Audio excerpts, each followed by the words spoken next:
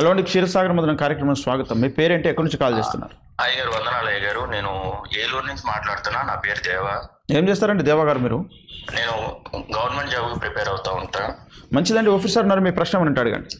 అయ్యగారు వందనాలు అయ్యగారు. వందనాలు దేవా గారు, చెప్పండి. మీరు ఫిబ్రవరి నెలలో మందిర ప్రతిష్టకు వచ్చారు అయ్యగారు, ఇజ్రాయెల్ పాస్టర్ సిహెచ్ ఇజ్రాయెల్. అవునవునవును. మిమ్మల్ని కలవడానికి చాలా ప్రయత్నించా గానీ హడావిడిలో అవ్వలేదు అయ్యగారు. అయ్యో, మిమ్మల్ని కలిస్తే మనస్ఫూర్తిగా క్షమాపణ అడుగుదామని చాలా నెల నుంచి నేను వెయిట్ చేస్తున్నా. ఎందుకు నాయనా? మీరు సమయం ఇస్తే చిన్న సాక్ష్యం మీతో పంచుకుంటాయి. చెప్పండి మరి. నేను దేవుని నమ్ముకొని అన్యుల నుంచి నేను 3 సంవత్సరాలు అయింది అయ్యారు దేవునిలోకి వచ్చి.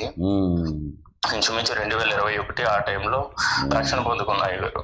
సంతోషం. ఆ టైంలో ఏమైందంటే నాకు ఈ మినిస్ట్రీస్ తెలియదు, పాస్టర్ గారు తెలియదు, అసలు దేవుణ్ణి ఎలా ఆరాధించాలో ఎలా ప్రార్థన చేయాలో కూడా తెలియదు అయ్యారు.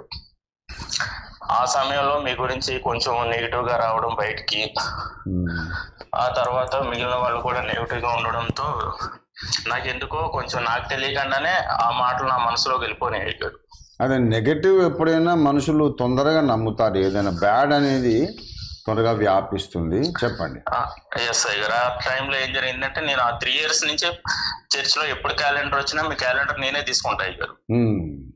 ఆ నేటు నాకు ఎంతవరకు వెళ్ళిందంటే మా ఇంట్లో క్యాలెండర్ కనిపించినప్పుడు అసలు ఈయన క్యాలెండర్ నా ఇంట్లో ఏంటి అన్న ఉద్దేశంతో నేను మడత పెట్టేసి బీరువాలో పడేసాయి గారు.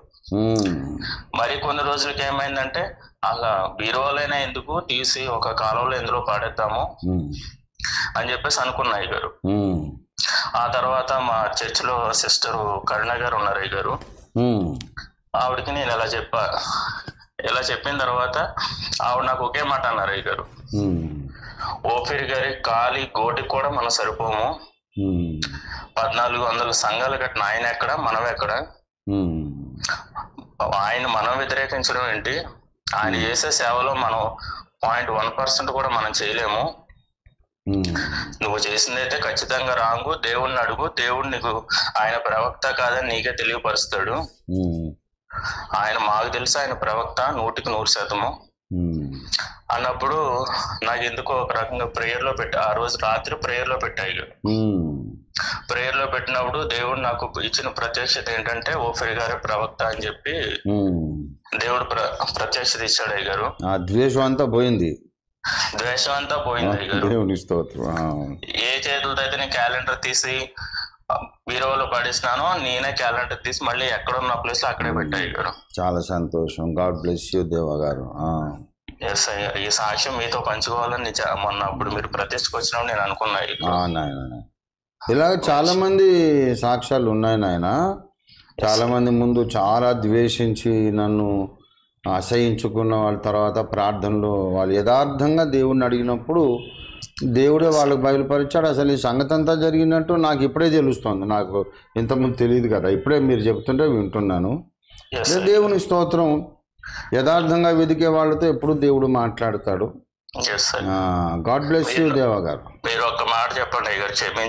నేను అసలు ఇంతకుముందు కూడా కోపం లేదు, ఎందుకంటే నాకు విషయం తెలియదు కదా. సరే, ఇప్పుడు కూడా కోపం లేదు, ఇంత ముందు కూడా లేదు. ఐ లవ్ యూ దేవా గారు, మిమ్మల్ని ప్రేమిస్తున్నాను. God bless you. మిమ్మల్ని దేవుడు ఇంకా ఇంకా ఆశీర్వదించాలి. God bless you. Okay brother, praise. Okay.